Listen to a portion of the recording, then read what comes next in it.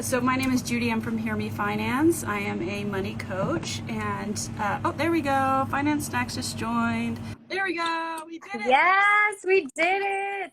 Technology. Love it. Thanks everyone for joining on. I'm so excited to have you here, and I'm so excited to have Natalie here from FinanceSnacks. She is one half of FinanceSnacks. There's two, Rebecca and Natalie, who kick butt in the money world on Instagram. And the reason why I wanted to have her on, I personally have seen how expensive college has gotten over the years. Just to start us off, why I thought it was so important for us to hear from Natalie today is, I went to college and both of my sisters did as well. We were lucky enough to be able to graduate from college, which I know not everyone has that privilege. And I'm the middle of three girls. So I have a sister who's 2 years older than me and a sister who's 2 years younger than me. And my older sister, she, at the time when she went to college, I'm 35 now, so however many years ago that was, she was able to get enough scholarships and financial aid. There was a lot more financial aid at that time, and tuition was a lot cheaper, that she basically got paid to go to school. Like, she had money left over at the end. And then when I went, there was less financial aid. We all got scholarships.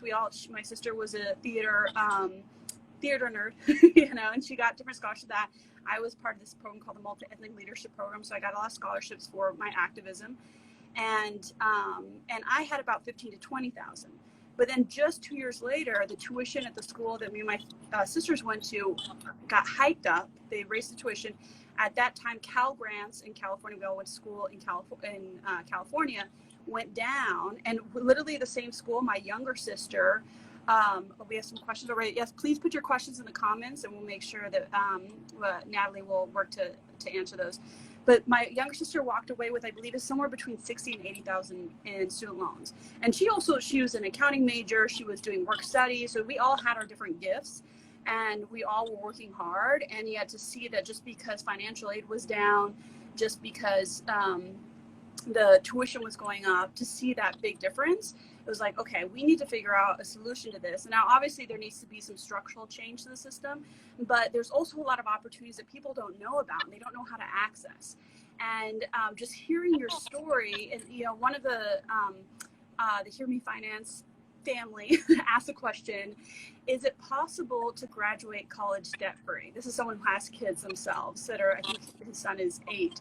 And so I thought, Natalie's the perfect person to answer this question, because you, from what I understand, got freaking $500,000 in like different scholarships and grants.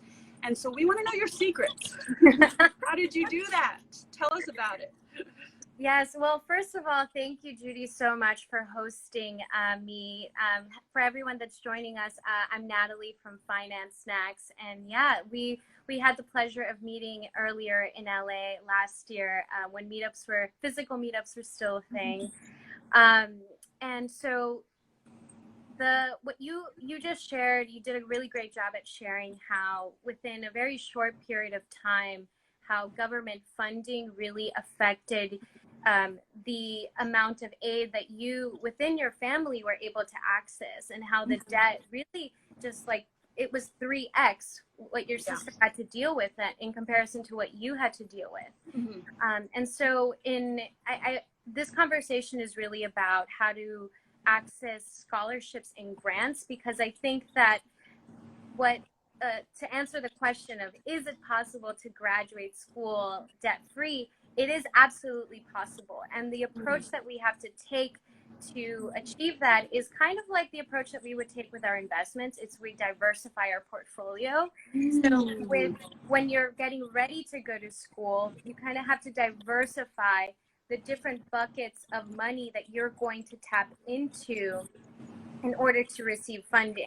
And so when I was getting ready to apply for college, by the way, my mom is here. I think she's like, hi, Natalie, in the comments, my support system. And I also wanted to point out that I was supposed to be in Philly for my my 5-year reunion during the time. Oh, you want to share where you went to school too? Oh, yes. Well, I went to school at UPenn, so I was supposed to be in Philly for my 5-year. But anyway, as I was getting ready to go to Penn, I really tapped into every single bucket for funding.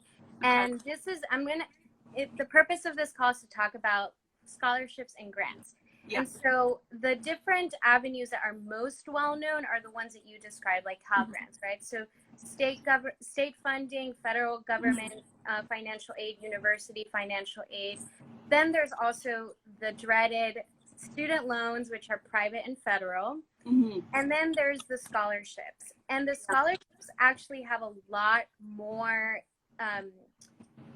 different players involved in giving students scholarships. And so you have corporate foundations, which could be like a Starbucks or Bank of America, which supported my education. Okay. And Comcast, that's how I bought my laptop.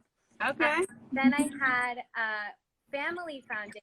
There's family foundations. There's community foundations that can support, like the San Francisco, I just looked up right before this, San Francisco Community Foundation is offering young leader awards and arts awards. Mm-hmm. And then there's also individual philanthropists that have set up their own private awards. Mm-hmm. And so there's all these players, and the key is really knowing how to find them and tell your story to these players. Okay. And I see we getting some questions, and some of this we're going to get into at the end. There's someone who asked, can you find scholarships for religious studies? And we'll talk, Natalie, I think is going to address that later. And there was a question, does this apply to grad school? And we have a question about that. We want to make sure all those questions are answered if we can.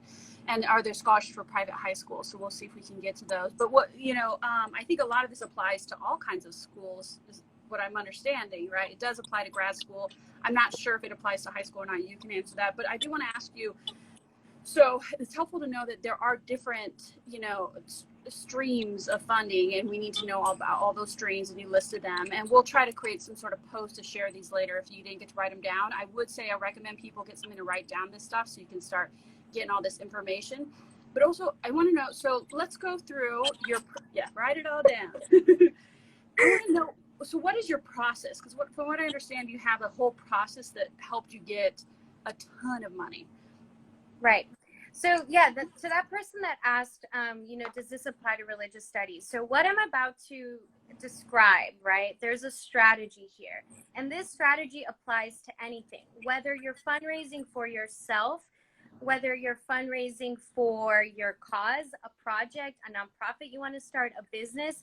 This process, this framework applies to everything. So I'm just going to start with the high level. And then, so the high level is to know your story.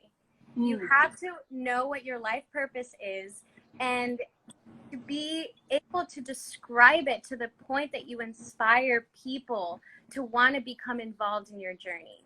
Yes. The second thing is to find the people that want to hear your story and then deliver as many high quality applications to those funders on time as possible. Okay. And then the third piece is have a backup plan. So that's my strategy for any time I'm trying to find funding for a cause. Okay. So what I'd like to do, let's get even further into that. My understanding is you have about 22 different little things to do. So you're going to break down literally, like this is the we call it the vegan meat, right? The vegan meat of the IG Live, yes.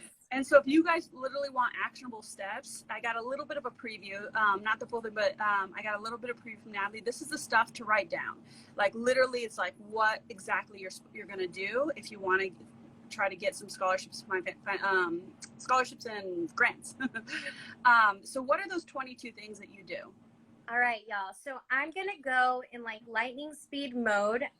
And so I have my pen and paper here. I'm going to give y'all a second to grab yours. All right. So the first thing is to be able to concisely describe your guiding force, right? What is it that you are working towards? What is it that you want to see in the world?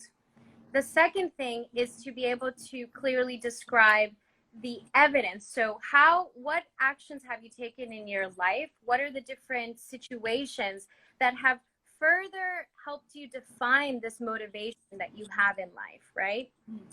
The third thing is to build a council of 3 to 5 people that you know will be available to review your drafts, to listen to you, to help you reflect. Sometimes, you know, it's really difficult to know what you want in life. I'm not saying this process is easy. I'm just saying it has to be done, and you have to have evidence for how you're going to do it. So having this council of people, we love to do this.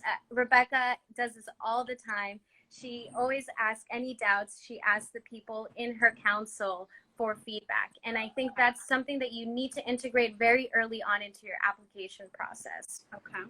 Then the fourth thing is to record yourself speaking and listening to the recording of you telling your story, because you're going to have to tell your story in different mediums. It's going to be in writing. Nowadays, a lot of times it's going to be in video. Like there have been times when I've had to submit a 90-second video interview. And you're also going to have to do interviews as the awards get larger. For example, a Quest Bridge or a Gates Millennium scholarship. Those are full tuition scholarships that are going to do multiple rounds of interviews. You have to practice. Record yourself speaking, listen to it. So this is what is going to set you aside from other people who are applying? Right. It's like you have to know what you're pitching. And so I think those first 4 things really fall under just who you are as a person, right? And being able to know what you're going to write about. Okay. All right, so now we're going to get into the next part. The next section is really about finding the people that want to support people with this type of story or with this type of journey or with this type of goal ahead of them. So in order to find the right audience, this is step number 5. Right, 1, 2, 3, 4. Okay, 5.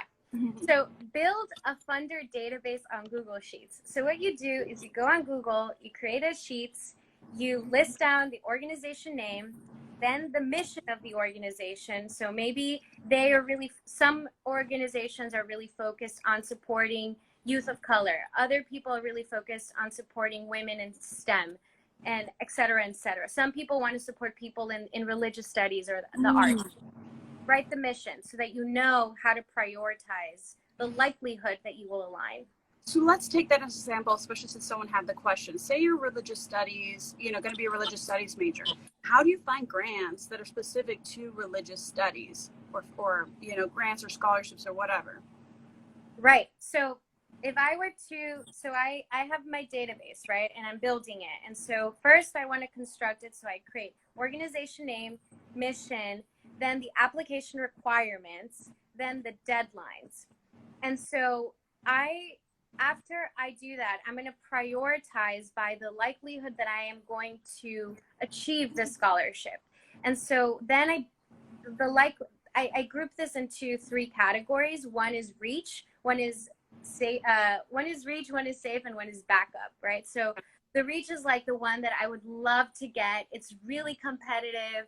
And so, but it's like my number 1 choice. And then the safe is like, I know I'm definitely going to get it because I check all the boxes. And then the backup is like the easiest one that's almost guaranteed because, I've been involved with a cause for a long time. Yeah. And so if I were to, this goes into my number 6 step, right? So my number 6 step is to search existing databases in order to find the funders to populate my own personal funder database. Okay. So when I go into Google, I will type in scholarships for women in religious studies, scholarships for religious studies in and in a particular state. Then so you want to be really specific about the different iterations that you can fit under with your own personal story. So another example, women in STEM, Latina women, like that's how I would enter my search. And you go into these databases and they also have filters. And then you use all these funders and put it into your personal funder database. Okay. Then the 7th step is researching their mission.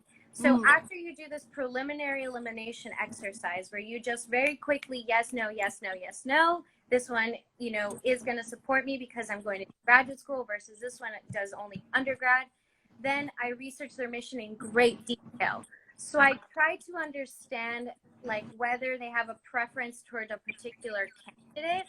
And then if they do and I fit that, then I move them up in my priority list. If I don't, then I decrease them. Okay. Then 8. So then another way for me to know whether I'm more likely to get a grant from a particular organization is to research previous grantees. So I look at all the people that they've awarded in the past. So for example, when I was applying to Fulbright, I was looking through all of the people that had won a Fulbright in India. And I was looking at what their GPAs were, what they had achieved, what organizations they had worked with.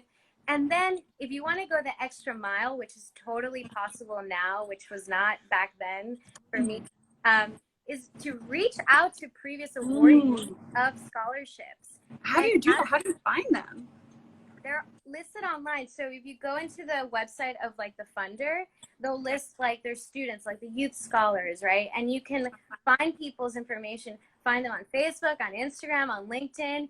Send them an email, be very specific about your ask, make it short, 15-minute informational interview. Then you can send the questions ahead of time and make sure you send a thank you note after you finish the conversation. But this is, you know, you can be very candid. I've had people reach out to me as an alumni of a lot of these awards, and then they'll ask me, so this is my background, like what are the likelihood of me, you know, being awarded? And then I'll give them my honest opinion and I'll say, maybe these are areas that you would want to emphasize in your application. These are areas that you might want to work on if you have time to strengthen your application. So definitely research previous grantees. Okay. Number 9, research the decision makers. So look at the board of directors of any of these funders, whether it's corporate foundations or family foundations. And know, especially if you're going to have an interview and they tell you who you're going to be interviewing with, you want to know where you can connect on a personal level with the people that are going to be interviewing you. So for example, if you ahead of time, you know that they went to business school and you want to go to business school, then you can make it a point to ask them about their business school journey. In other areas, like you can ask them about a hobby. You know, I read online that you're a tennis player. You know, I've loved, like, I really want to learn how to play tennis. Do you have any tips for me? And you want to connect with people on a human level. So that'll improve the application also. Okay. And then number 10 is to assign the relevancy score. So after I've done all of these things, researching the mission, the previous grantees, the website, then I know, okay, this is definitely a reach, safe, backup. And then I proceed. Y'all with me? Yeah, give a thumbs up or a heart if you're following along. I did want to get you to go back a little bit because when you had told me something before about when you Google search, there's a particular thing that you look for when you Google search. Oh, yes, press. Yes. Yeah. Can you go into that? Explain that? Yeah. So when I'm Google searching, for example, if I were to look up scholarships for women in tech or scholarships for like queer artists, I make sure not to just look at the search results. I go to the press and I look for any press releases, and then the press releases take me to sometimes like these organizations that all they do is focus on funder updates, and then I sign up for the newsletters in order to get these funding updates and announcements of scholarships delivered to my email. I didn't even know that when you Google search that because I knew you can search like videos or, you know, there's a couple or images. I didn't know there was a press release button. There's a press, yes. I'm learning new things every day. And you can also set Google alerts, right? So like I set Google alerts for like anytime someone searches, for example, economic development in Latin America, because I care about that, then I get a Google alert. Or anytime new press is released related to that, I get that. That's And then great. there are also a lot of other aggregators that you can sign up for, but that's a little bit off topic. So I'll go into number 10. So number 10. So now we're getting into how to write the application, right? So Yeah. you know your story, you know who you're going to tell it to, and now you need to write the application. So the first thing you want to do is give yourself time to iterate. That means gather all the deadlines. So again, go guide yourself by the deadlines and add them to a Google Calendar. So just set reminders for yourself and set a 1 month reminder and set a reminder for the day that it's due. Okay. And the reason I say this is because I actually rewrote my entire college essay probably 3 times. Oh, wow. And so I had enough time to iterate. Yeah. Because of, these I gave myself 6 months to just reflect constantly. Yeah. So give yourself time, set up your notifications. Number 11, prioritize asking for documents that require other people's inputs. So whenever you see any application that requires reference letters or transcripts or any additional documents or input from people, get those things sorted out initially, because those things can take time. And so you want to build in a buffer for unexpected delays to happen, especially now during the pandemic. I think we're going to expect a lot of delays. So give yourself time to ask others, give other people time to give you what you need. Yeah. 11, I love this one. It's build a get zen and get hype routine. Okay. You're getting ready to work. So we have a lot of Spotify playlists. We have Dinero Bops and we have Stealthy Wealthy Bops. Yes.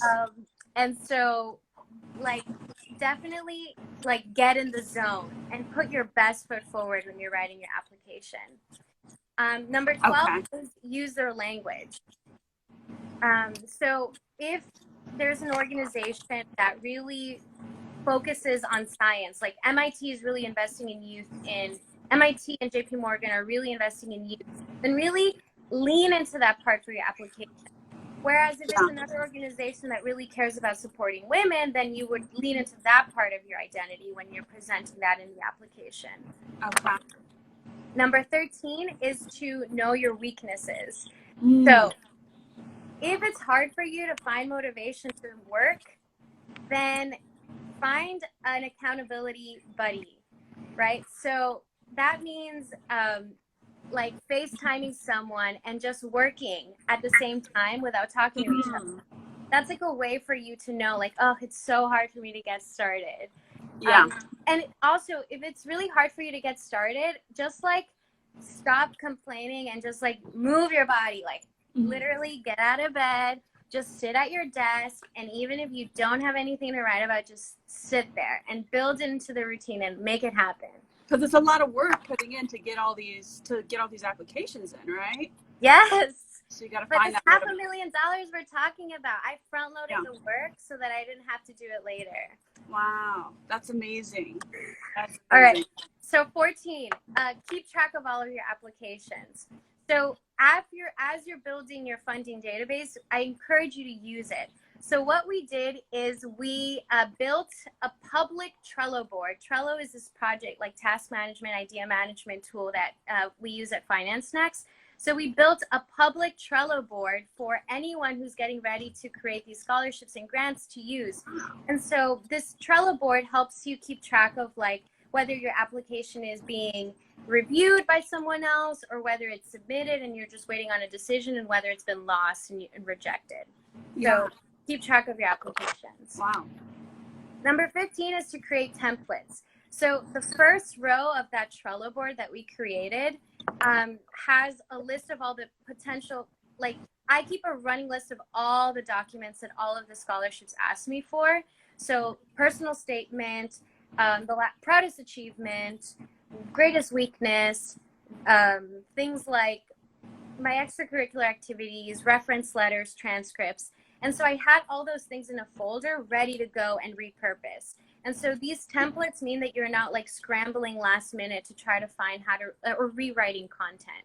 Okay. 16, become familiar with the submission platforms. So as soon as you decide that you're going to apply to something, figure out how you need to submit the application. Sometimes this requires a platform. And so you want to go into the platform, create a username, create a password as soon as possible. Go through the entire application and see what you need to submit. Okay. Sometimes you might miss things if you leave this last minute.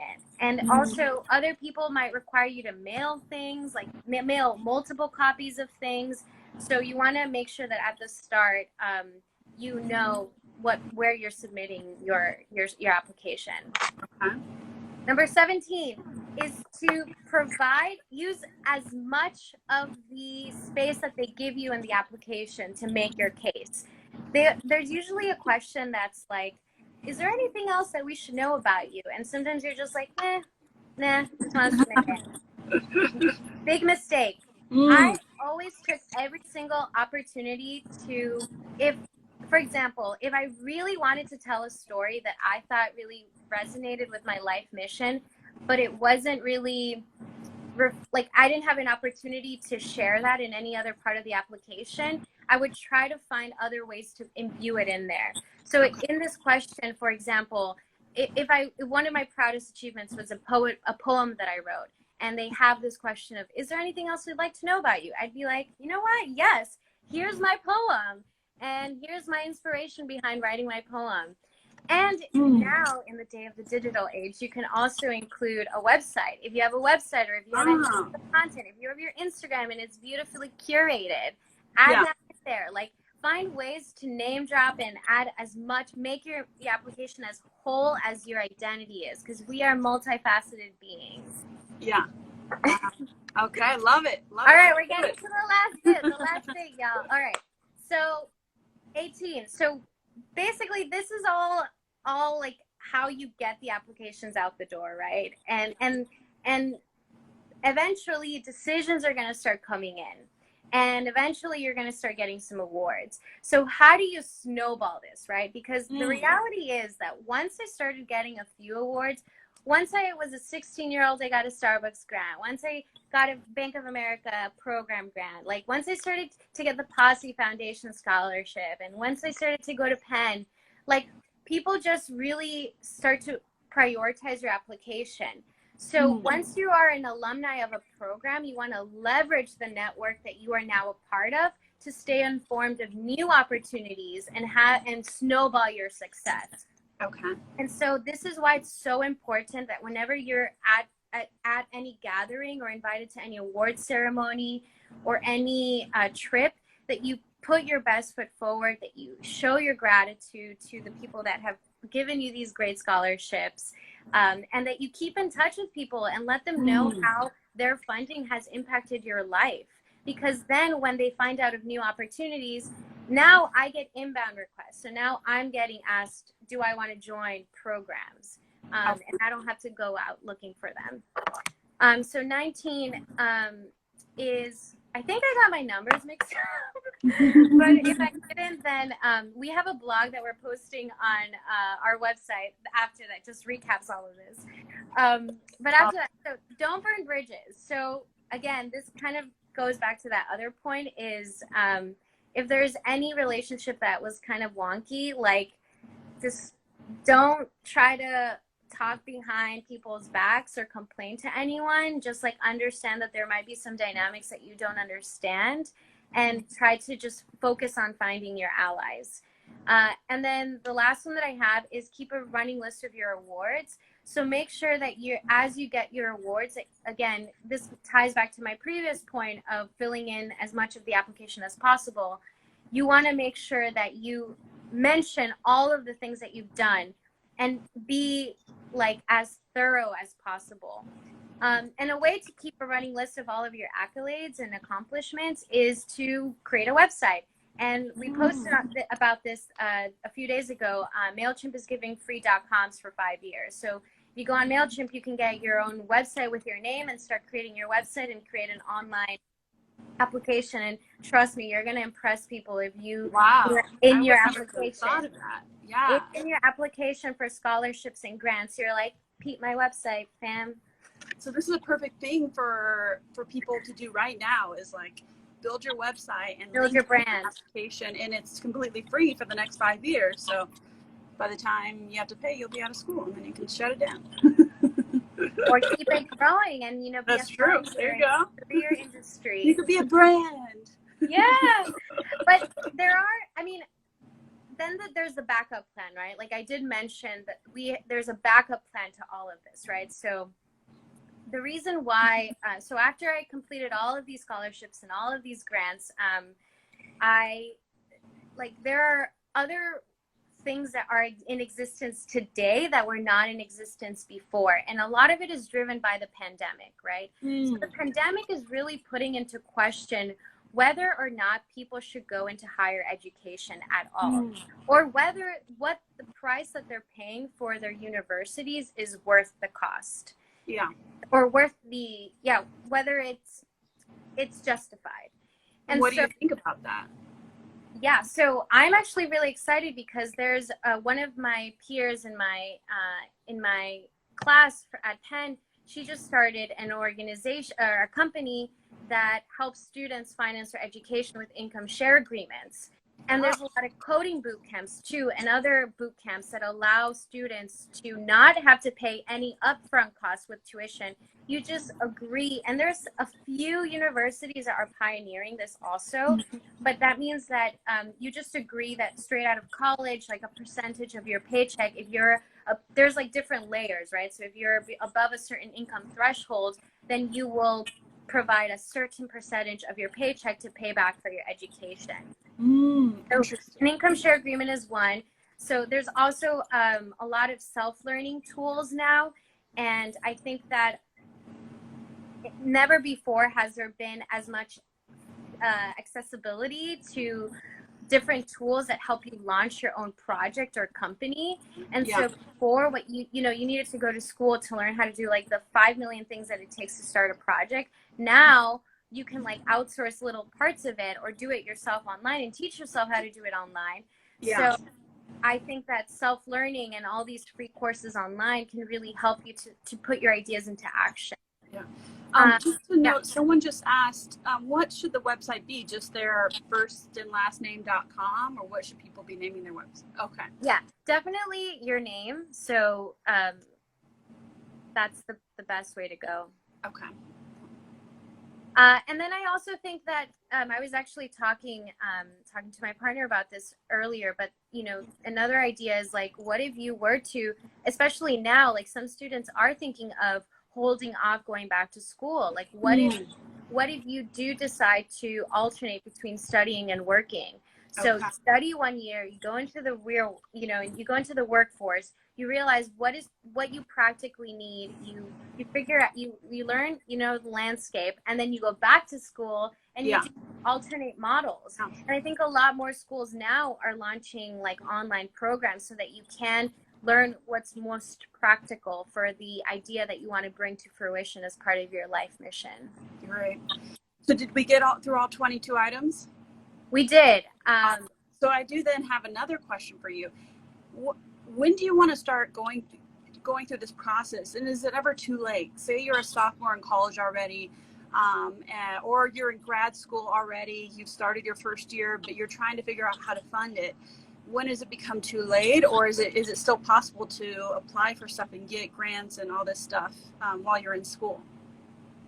It's never too late. I was applying to grants and scholarships year round. So the reason why I got so much funding is because I was doing projects so during the summer I was doing fellowships, and in order for me to get, basically foundations and funders are meeting at all times of the year, to approve scholarships, and programs have different cadences. So you want to be monitoring this on a yearly basis. And I also think that right now, obviously, so I'm a professional fundraiser also for a nonprofit.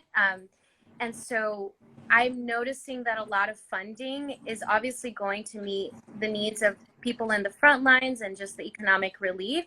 But I also see a lot of like funders completely pivoting to try to support the next generation in building resilient careers. And so a lot of people are, institutions are investing into programs like the ones that I mentioned where, actually, I don't think I mentioned this one. It's like an apprenticeship type program.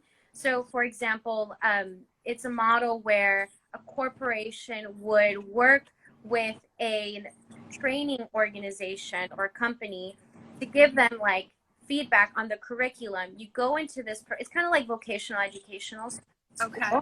but it's for like tech jobs, and or not just tech jobs. It could be in any job. I think this is the new wave. Tech is the first wave. But these programs basically teach you what you need to know to get into this entry level full-time job. And then the corporation agrees to hire you and then train you on the job. And so you're not really paying that much. And it's these partnerships. The Aspen Institute is actually one of the biggest funders of this right now with Fidelity.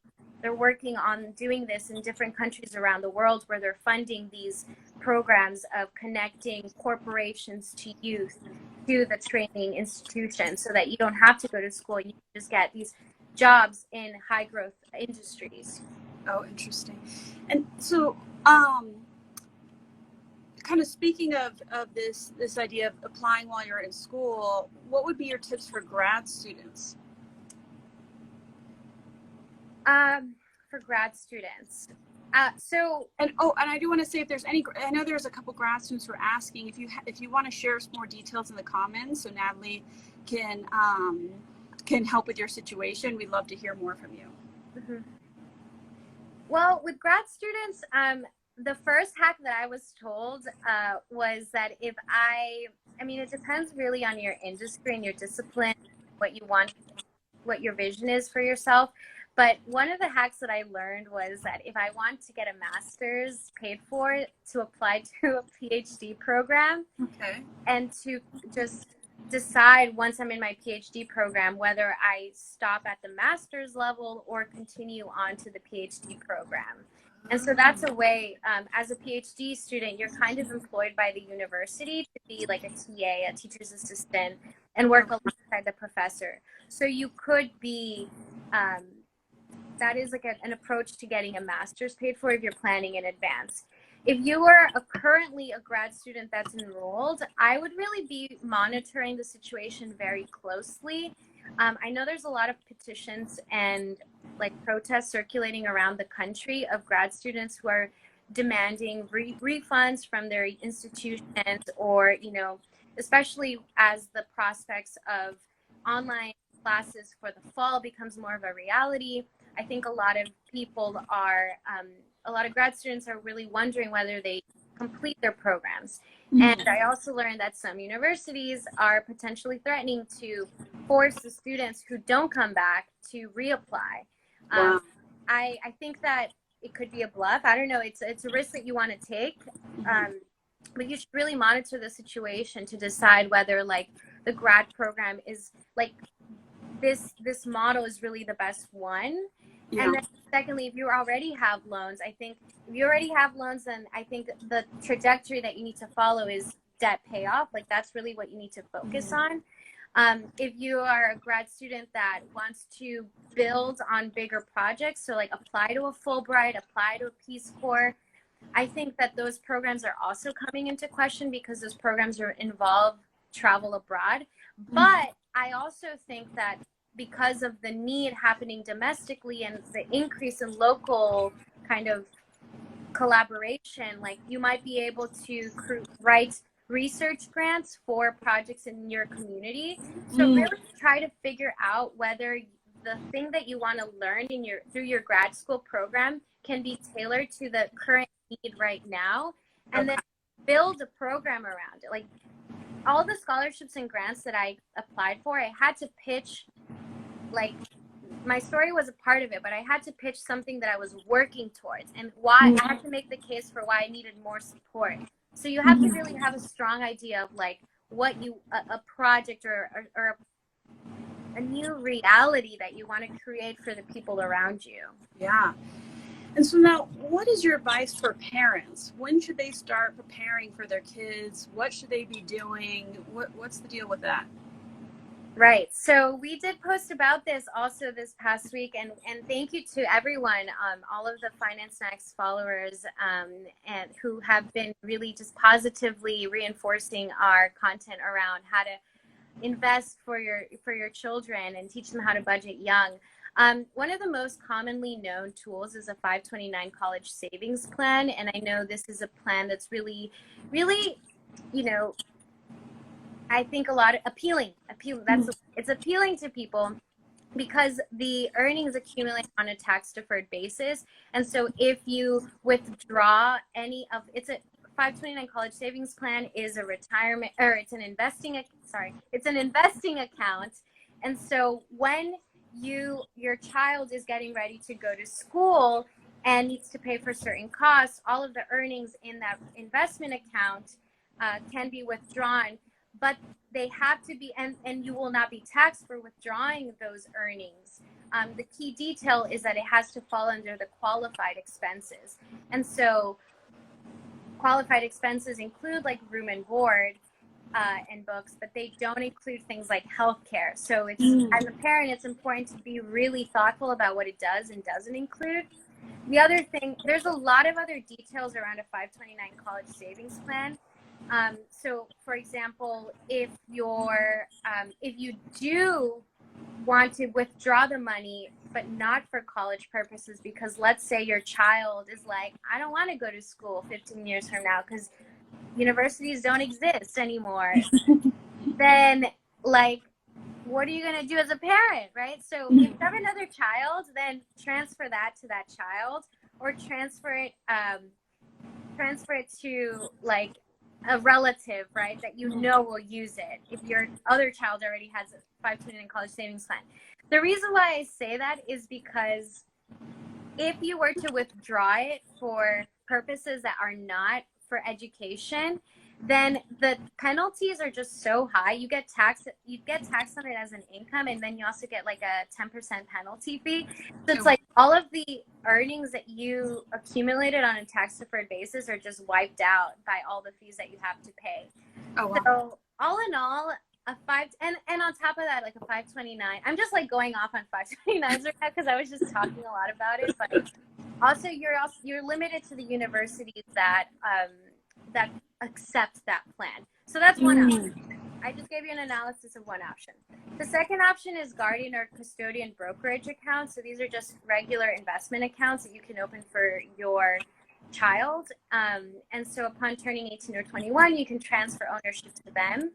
And so the difference between both accounts is just how you're taxed. And then the third option is you can also open a Roth IRA, a retirement account. So for your child, as soon as they start earning an income, so as soon as they start getting a paycheck, you can open a Roth IRA for your child. Wait, so as soon as your kid starts getting a paycheck? Yeah, even if they're 16. Oh, so if they get like a high school job. They're 16, you can open a Roth IRA and start putting money into there. And so like you can take loans from your Roth IRA to like buy a home or for education purposes. Also, let's say you have I forgot to mention this point. If you have a 529 and neither of your children want to go to school, you can also transfer it to yourself and pay for yourself to go to grad school. Yeah. Or even just to take any classes, right? Likely. But then that brings this whole question of like, why lock up your money? This is a question that we should kind of work through, right? It's like, why should you lock up your money over the next 15, 18 years or 10 years or whatever the case?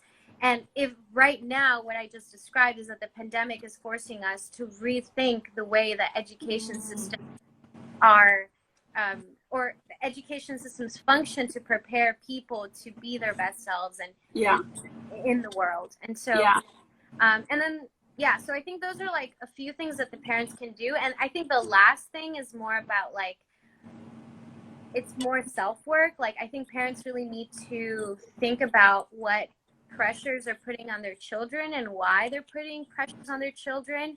So like, is there anything that you want, that you wish you could have done? And like, is that manifest? Are you projecting that onto your child? I think that if you set up all of these investment like vehicles for your child, just like take ownership of the ways that like you're including them in the decision-making process, and in like, know that if you eventually transfer this, like maybe you like work through what this mental exercise of like, what if my child were to just like squander the money immediately? Like, how do you feel about that, right? So like, there's a lot of self-work that needs to happen as parents as we're preparing our children, especially to avoid student loan debt. Yeah. I do want to bring up, we have a question. Someone's asking, what's the name of the resource for tracking applications, the accepted, rejected, etc., the Trello board, and how do we set that up? Well, we got you. So this actually is a great segue into how we're going to make these resources available, or how we regularly make these resources available. So maybe this is a good time to plug in the kind of the follow-up to this conversation. Yeah, great. So we do have a newsletter that's going out tomorrow, early AM. So if you want to get on that newsletter, we're going to send a link to this conversation recapping all of the points that I mentioned, because I jumbled all the numbers, but the blog has all the numbers. So if the information is the goal. That's all that matters. I hope you kept track of the numbers. So if you sign up for a newsletter, you'll get the recap of this call. And in that blog, we have the link to the Trello board. So the board that we created that shows the breakdown. Awesome. I love that. That's great. So you're providing an amazing free resource. So people should go to the link in your bio, FinanceSnacks, and sign up. They can sign up for your newsletter there. Yes. So you can, and the other way to do it, if you just want to make it really easy, is after this call is over, you can just click on our icon and just DM us your email, and we'll add you to our newsletter. Perfect. So that's kind of like the first way. The other cool things that we're doing to help people strategize a little bit more around these like very pivotal moments of their life is we're working through this series called Payday Diaries. And so with Payday Diaries, we're helping people strategize how to best use their paycheck and crowdsourcing information from the community on how to do that.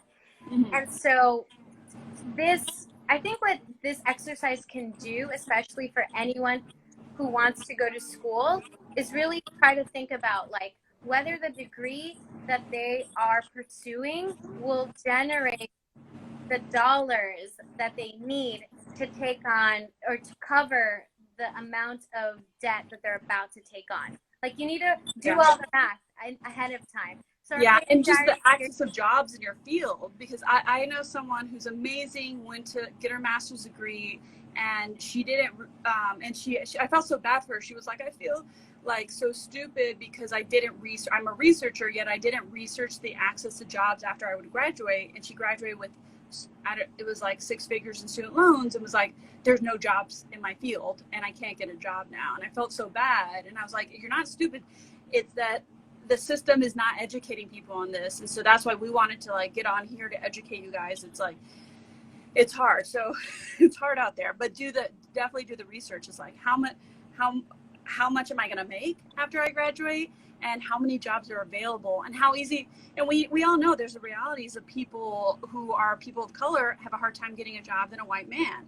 And so in your situation, is it going to be harder for you to, you may have to take that into consideration, unfortunately. And actually that brings me up to the question I wanted to ask you as a Latina, as a woman of color. Like, how was your experience? You went to an Ivy League, which can be hard. There's not as many people of color in Ivy Leagues, right? And so how was that experience for you? Yeah, so the way I navigated that, I had a really strong support network, and I nurtured my support network. So I had a posse, 11 of us. We met on a weekly basis. And then I also had a mentor that I met with on a bi-weekly basis. And I was very diligent about not rescheduling my meetings, thanking her, showing her gratitude, and meeting with her. I also used the office hours for my professors diligently. So I honestly was just seeking to work with the people who believed in creating the world that I wanted to see. right? Mm. Which is a world where wealth creation is a fair process, right? Yes. And so I want to see a world where like wealth inequity is decreased, and I want to see a world where people are able to cover their basic needs and like truly pursue happiness. Yeah. And so I found the professors that were helping me work through those questions. I also sought out therapy when I needed it. So I took advantage of that at my university. I didn't mind the haters, so I focused around building relationships with people that were also taking actions in the direction. So with a lot of like people, my peers, like we wrote scholarship and grant applications together to fund programs that we wanted to. So one of my friends and I, like we wrote this application to get funding to support women who wanted to escape their homes from female genital mutilation. Wow. And so, you know, we got funding for them. So Wow. it's find the people who are like, you know, avoiding the noise and focusing on building solutions. Yeah. And then I also prioritize self-care. So I would get the $5 megabus and go to New York City from Philly and like just wander like the streets and get like cheap pizza and just explore. And I think that's really like what we as a Finance Snacks believe in. It's like, let's just focus on like actionable goals and let's focus on creating together, right? On the possibility. I love that. I love that.